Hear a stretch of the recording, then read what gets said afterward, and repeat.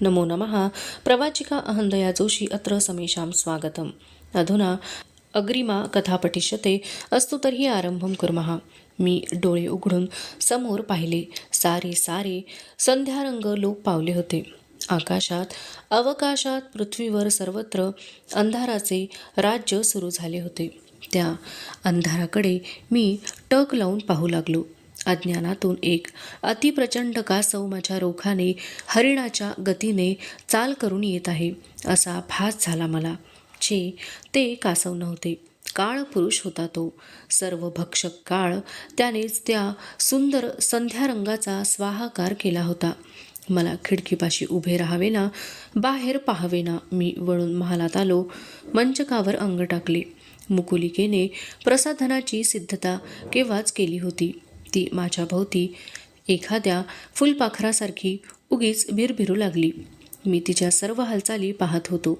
मी तिची काहीतरी चेष्टा करावी म्हणून ती माझ्या भोवती नटवेपणाने नाचत होती. पण मी निर्विकार होतो. स्त्री पुरुषांच्या आकर्षणाचे अद्भुत रहस्य जिच्या सहवासात मला प्रथम कळले, ती मुकुलिका, ती हीच आहे हे मला खरे वाटत नव्हते. या 20 वर्षात तिचे रूप कोमेजले होते. यौवन ओसरले होते. ती स्थूल आणि बेढब दिसू लागली होती. माझ्या मनात आले, केवळ स्पर्शाने मला पुलकित करणारी ती 20 वर्षांपूर्वीची सुंदर मुकुलिका कोठे आहे? ती आता पोक्त झाली. उद्या म्हातारी होईल. मीही असाच उद्या. काल, आज, उद्या. छे, काल आणि उद्या यांच्याशी माणसाचा काय संबंध आहे? त्याचा मित्र एकच असतो, चालू क्षण. 18 वर्षे मी या एका क्षणावर जगत आलो. विजेच्या वेगाने फिरणारे कालचक्र मी मद्याच्या प्यालात बुडवून स्थिर केले. रमणीच्या कटाक्ष जालात आणि बाहुपाशात त्याला बद्ध करून निश्चल बनविले. नाही, मागचा पुढचा कसलाही विचार मी करणार नाही. या पोक्त मुकुलिकेकडे पाहिले की चोर पावलांनी माणसावर आपले पाश टाकून त्याला अज्ञाताच्या दरीकडे ओढून नेणाऱ्या काळपुरुषाची आठवण मनात जागी होऊ लागते. या मुकुलिकेला आता दूर केले पाहिजे. दुसरी तरुण सुंदर दासी माझे प्रसाधन करायला. मुकुलिकेला दूर करायची? ती सुखासुखी दूर जाईल? छे, तिचे अस्तित्व आणि माझे सुख यांची दैवानेच सांगड घातली आहे. 18 वर्षांपूर्वीची ती भयंकर रात्र.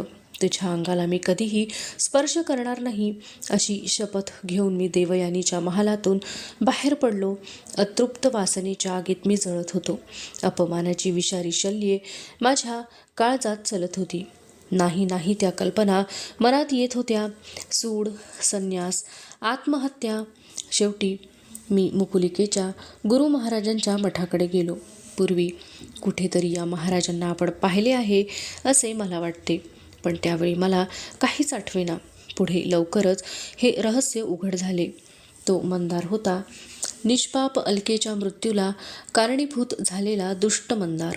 त्याने आईकडून तिची हत्या करविली. अलका, सोनेरी केसांची माझी ती गोड मैत्रीण. मंदारला ओळखताच तिच्या मृत्यूचा सूड घेण्याची इच्छा माझ्या मनात प्रबळ व्हायला हवी होती. पण उलट मी त्याच्या भजनी लागलो. नकळत त्याच्या हातातले बाहुले बनलो. मंदार मोठा साधू झाला होता. त्याने आपले सोंग उत्तम रीतीने सजवले होते. त्याच्या वाणीला विलक्षण मोहिनी होती. त्याच्या प्रवचनात त्रस्त मनांना शांती देण्याची शक्ती होती. नाना प्रकारची माणसे गोळा झाली होती त्याच्या भोवती. कुणी संसार तापाने पोळलेले, कुणी जीवनाला विटलेले, कुणी जगाचे चित्रविचित्र स्वरूप पाहून भिवून पळून आलेले. जगात जितके दुःखाचे प्रकार तितकेच मंदारच्या भक्तात माणसांचे प्रकार होते. बाहेर सहज न मिळणारी सुखे त्याच्या सोंगात सामील झाले की पदरात पडतात अशी खात्री झाल्यामुळे अनेक जण त्याचे भक्त झाले होते. त्या मेळाव्यात नुसती म्हातारी कोतारी माणसेच नव्हती, तरुण सुंदर स्त्रियांचा भरणाही होता त्यात. अशा तरुणींचा मंदार मोठ्या कुशलतेने उपयोग करीत असे. 18 वर्षांपूर्वीच्या त्या रात्री त्याने मला अंकित केले, ते याच साधनाने. त्या रात्री शर्मिष्ठेचा विसर पडेल अशी धुंदी मला हवी होती. देवयानीने केलेल्या अपमानाचा विसर पडेल असा उन्माद मला हवा होता. पाप पुण्य, नीती अनीती यांचा विचार करायला मला सवड नव्हती. या दुःखातून मुक्त होण्याचा मार्ग मंदारने मला त्या रात्री दाखविला. तो माझा गुरु झाला. गेली 18 वर्षे सतत सुखविलासात मग्न राहिला मंदार आणि मुकुलिका यांनी मला सर्व प्रकारचे सहाय्य केले. त्या दिवशी मंदार माझ्या आयुष्यात आला नसता तर त्या रात्री मंदारने दुःख विसरण्याचा हा सोपा मार्ग मला दाखविला नसता तर आत्महत्येच्या खडकाच्या रुखाने चाललेल्या माझ्या मनाचे सुकाणू त्याने आपल्या हातात घेतले नसते तर काय झाले असते याची कल्पनाही करवत नाही. कदाचित कुठल्या तरी दरीतली गिधाडे हस्तिनापूरच्या सम्राटाच्या छिन्न भिन्न देहाचे लचके तोडीत राहिली असती. कदाचित शर्मिष्ठेच्या चुंबनांनी तृप्त होऊन राहिलेले त्याचे ओठ एखाद्या नदीच्या पाण्यातले मासे कुरतडीत राहिले असते. त्या रात्री मठात मंदारला पाहताच मला यतीची आठवण झाली. अरण्यातल्या एका गुहेत असेच अचानक मला त्याचे दर्शन झाले होते. शरीराचे हाल हाल करून परमेश्वराचा शोध लागेल अशी श्रद्धा उराशी बाळगून यती धडपडला. शेवटी त्या श्रद्धेच्या पायी तो वेडा झाला. मंदारही ईश्वर भक्तीचे नाटक करीत होता. एक साक्षात्कार झालेला साधू म्हणून रंगभूमीवर तो वावरत होता. पण या रंगभूमीच्या अगदी मागच्या पडद्याआड तो एखाद्या विलासी राजाचे जीवन जगत होता. सर्व सुखांचा मनसोक्त उपभोग घेत होता. यती आणि मंदार किती परस्पर विरोधी चित्रे होती ही. मंदारचे तत्वज्ञान यतीपेक्षा सर्वस्वी निराळे होते. सामान्य मनुष्याला ते पटत होते, जवळचे वाटत होते. मी त्याच्या आहारी गेलो तो त्यामुळेच जीवन हे आज उमलणारे पण उद्या कोमेजणारे फूल आहे. त्या फुलाचा जितका सुगंध लुटता येईल तितका लुटावा, मिळेल त्या मार्गाने लुटावा. त्यात कुठलेही पाप नाही हे मंदारचे मुख्य सूत्र होते. या नव्या मार्गाने जाताना लहानपणीचे अनेक संस्कार मला अगदी अस्वस्थ करून सोडीत. अंगिरस ऋषींच्या आश्रमातल्या कचाच्या संभाषणापासून त्याच्या त्या प्रदीर्घ पत्रापर्यंत अनेक स्मृती जागृत होत. त्या कठोर स्वराने विचारित, वेड्या, कुठं चालला आहेस तू? अशा वेळी मंदार नाना परींनी माझे समाधान करी. कधी तो प्राचीन ऋषींची वचने आधार म्हणून दाखवी, कधी मोठमोठ्या स्त्री पुरुषांच्या अनिर्बंध विलासांच्या कथा सांगे, कधी व्यवहारातले दृष्टांत देऊन तो जीवनाची क्षणभंगुरता मनात ठसवी. एकदा तो आणि मी रथात बसून नगरसंचार करीत होतो. राजमार्ग सोडून रथ थोडा बाजूला वळला. त्या रस्त्याच्या कडेला एका कुंभाराचे दुकान होते. त्या दुकानात निरनिराळ्या घाटांची आणि आकारांची सुंदर भांडी होती. त्या भांड्यांकडे बोट दाखवीत मंदार म्हणाला, महाराज, भांडी मोठी सुरेख आहेत नाही? मी उत्तरलो, हो, प्रत्येक धंद्यात कला असतेच की. मंदार हसत उद्गारला, ब्रह्मदेवाच्या धंद्यातही ती आहे. तो सुद्धा एक कुंभारच आहे. मी कुतूहलाने प्रश्न केला, तो कसा? तो सुद्धा अशीच मातीची भांडी तयार करतो, तुमच्या माझ्यासारखी. ही कुंभाराची भांडी फुटली की त्यांची माती होते. माणूसही असाच एक दिवस मातीत मिळून जातो. या कुंभाराच्या भांड्यांना जीव असता तर मी त्यांना उपदेश केला असता, बेट्यांनो, जन्मभर उगीच पाणी पीत बसू नका. मद्य प्या, अमृत प्या, जे जे तुम्हाला पिता येण्यासारखं असेल ते ते पिऊन घ्या. उद्या तुमचे तुकडे झाल्यावर कुठल्याही पेयाचा एक थेंबसुद्धा तुमच्या वाट्याला येणार नाही.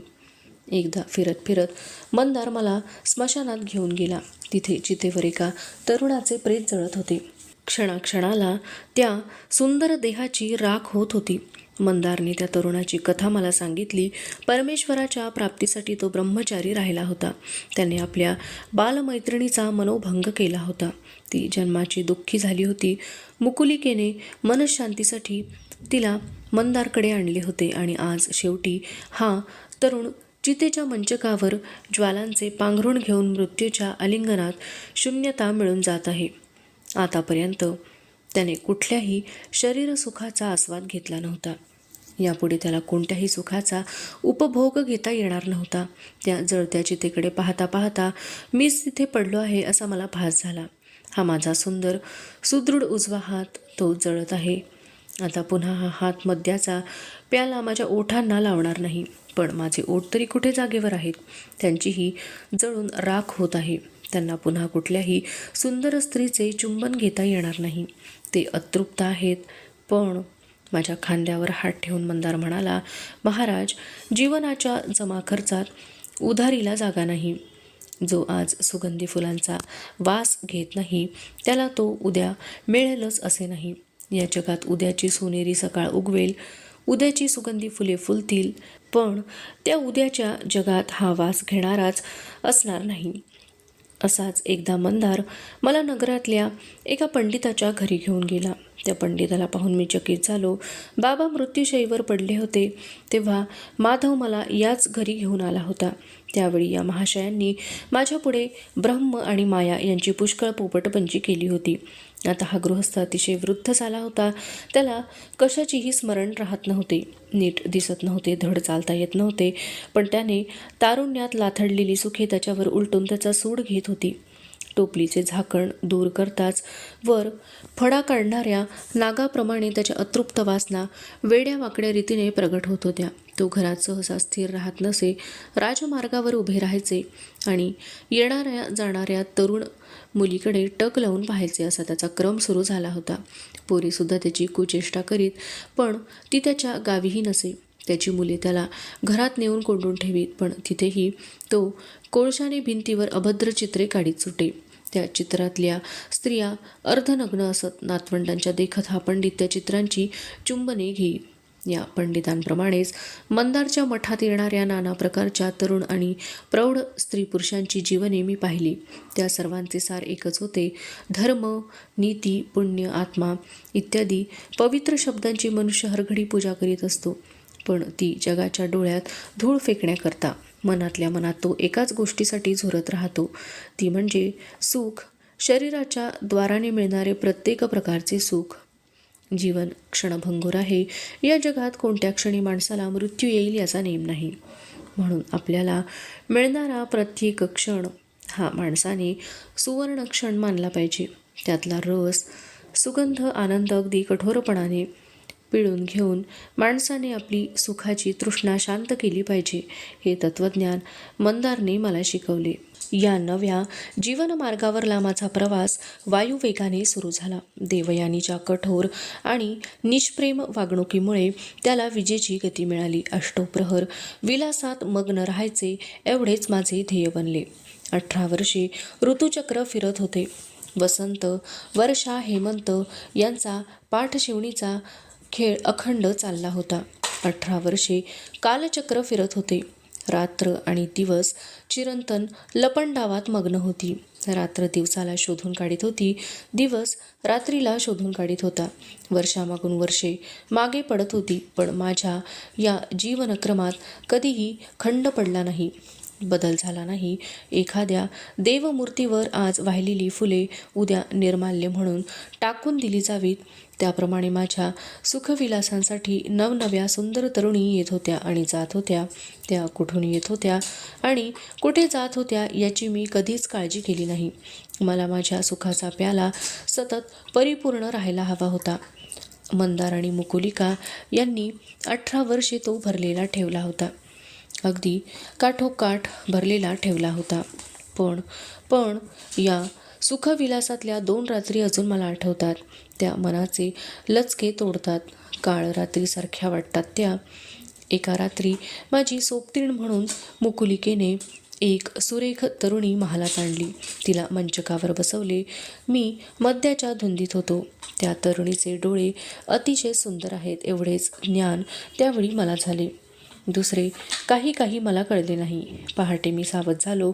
माझ्या बाहुपाशातील ती तरुणी प्रथमच माधव माधव असे पुटपुटली. ती कोणाला हाक मारित आहे हे मला कळेना. पुष्कळ माणसांना झोपेत बोलण्याची सवय असते. ती कदाचित आपल्या धाकट्या भावाला हाक मारीत असेल असे मला वाटले. तिच्या मानेखालचा अवघडलेला हात मी हळूच दूर करू लागलो. त्यासरशी ती मला अधिकच बिलगली आणि पुटपुटली, मी तुझी नारे, नको माधव, मला असं सोडून जाऊ नकोस. मी चमकलो. तिच्याकडे निरखून पाहू लागलो. आता मी भानावर आलो होतो. मी तिला ओळखले. ती माधवी होती. अर्धवट गुंगीचे औषध देऊन मग मुकुलिकेने तिला माझ्या महालात आणले असावे. कदाचित मंदारने मंत्रविद्येने तिच्या मनावर मोहिनी घातली असावी. ती दोघे माझा सुखाचा प्याला भरण्यासाठी काय करीत होती ते त्यांनाच ठाऊक. हळूहळू माधवी शुद्धीवर येऊ लागली. तिने माझ्याकडे निरखून पाहिले. आपण कुठे आहोत हे तिला कळले असावे. तिची मुद्रा भेसूर दिसू लागली. मग एकदम महाराज असा आर्त चित्कार करीत तिने मला दूर ढकलले. धाडकन महालाचे दार उघडून वाऱ्यासारखी ती बाहेर धावत गेली. दुसऱ्या दिवशी तिचे प्रेत यमुनेच्या पाण्यात मिळाले. अशाच एका रात्री मुकुलिकेने माझ्यापुढे एक मुग्ध रमणी आणून उभी केली. नुकतेच उमललेले यौवन पुढे उभे आहे यापेक्षा अधिक मला कळले नाही. ती तरुणी तर वर मान करून पाहतच नव्हती. तिने पाहिले असते तर बेहोश स्थितीत मी तिला ओळखले असते की काय याची शंकाच आहे मला. पण दुसऱ्या दिवशी पहाटे मी तिच्याकडे पाहिले. ती तारका होती. मी तिच्याकडे पाहत असतानाच मला जाग आली. तिची दृष्टी माझ्याकडे गेली. सर्पदंश व्हावा तशी तिची मुद्रा भयभीत झाली. काळवंडू लागली. पुढच्या क्षणी साप साप असे किंचाळत ती महालाबाहेर गेली. तिला वेळ लागली आहे असे काही दिवसांनी कानांवर आले. आगीच्या ठिणग्यांना फुले मानून ती वेचायला त्या आगीत शिरली आणि जळून मेली असे काही वर्षांनी कुणीतरी मला सांगितले. माझ्या जीवाभावाच्या मित्राची वाग्दत्तवधू, माझ्या प्रिय मित्राची लाडकी पुतणी या दोघींचीही जीवने माझ्यामुळे उद्ध्वस्त झाली. जी माधवी माझ्याकडे वडील दीर या दृष्टीने पाहत होती तिला क्षणिक सुखाच्या मोहाने मी जीवनातून उठवले. ज्या तारकेला बाहुलीच्या लग्नाचा खेळ खेळताना मी पाहिले होते तिच्याशी जगातला अत्यंत क्रूर खेळ मी खेळलो. खलचबाई, नवला कुठून आणायच्या? माझ्या भावलीचा नवला व्हाल का तुम्ही? तिचे ते बोबडे बोल चे चे जिवंतपणी मरण भोगायला लावले तिला मी. एक फूल हसत हसत मी आगीत फेकून दिले. या दोन्ही वेळी कितीतरी दिवस मी अस्वस्थ होतो. मंदारचा सुखाचा मार्ग हा अधःपाताचा मार्ग आहे या जाणीवेने मी अस्वस्थ झालो होतो. माणूस म्हणून सुखाने जगण्याचा प्रयत्न करताना आपण राक्षस झालो नाही ना या शंकेने मी व्याकुळ होऊन गेलो होतो. पण मंदारचा मार्ग सोडून कुठे जायचे हे मला कळत नव्हते. मला अष्टोप्रहर सुख हवे होते. मद्याच्या धुंदीत, मृगयेच्या उन्मादात आणि रमणींच्या बाहुपाशातल्या ब्रह्मानंदात मी सुरक्षित आहे असे मला वाटे. त्याच्या बाहेर पडलो की मी दुःखी आहे, मी एकटा आहे, मी असुरक्षित आहे. मृत्यू सदैव माझ्याभोवती घिरट्या घालीत आहे. या जाणीवेने माझे मन अस्वस्थ होऊन जाई. हळूहळू त्या 2 रात्रींची शल्ये बोथट झाली. ऋतुचक्र फिरत राहिले, कालचक्र फिरत राहिले, माझ्या सुखविलासांचे चक्रही फिरत राहिले. 10 घटका रात्र झाली. महाराज हे शब्द माझ्या कानांवर पडले. मी डोळे उघडून पाहिले. आता माझ्या लक्षात आले. बाहेरच्या अंधाराला भिवून मी मंचकावर येऊन पडलो. तिथे माझा डोळा लागला होता. माणसाचे अंतर्मन त्याचे वैरी असते. तो जागेपणी ज्या गोष्टीवर भरजरी वस्त्रे घालून त्या झाकून टाकतो त्या उघड्या नागड्या करून दाखविण्यात अंतर्मनाला नेहमी मोठा आनंद होतो. इकडे माझे शरीर निद्रेच्या अधीन झाले होते तर तिकडे माझे अंतर्मन 18 वर्षातल्या आठवणींची उजळणी करीत होते. आत ओल्या असलेल्या जखमांच्या खपल्या काढीत होते. मी मुकुलिकेकडे हसून पाहिले. ती लगबगीने पुढे आली. हा हा म्हणता तिने माझे प्रसाधन संपविले. अवशिष्टा कथा अग्रिमे भागे पठिष्यते. अस्तु तर्हि पुनर्मिलामः. तावन् मंगलं भूयात् शुभं भूयात्. नमो नमः. धन्यवादः.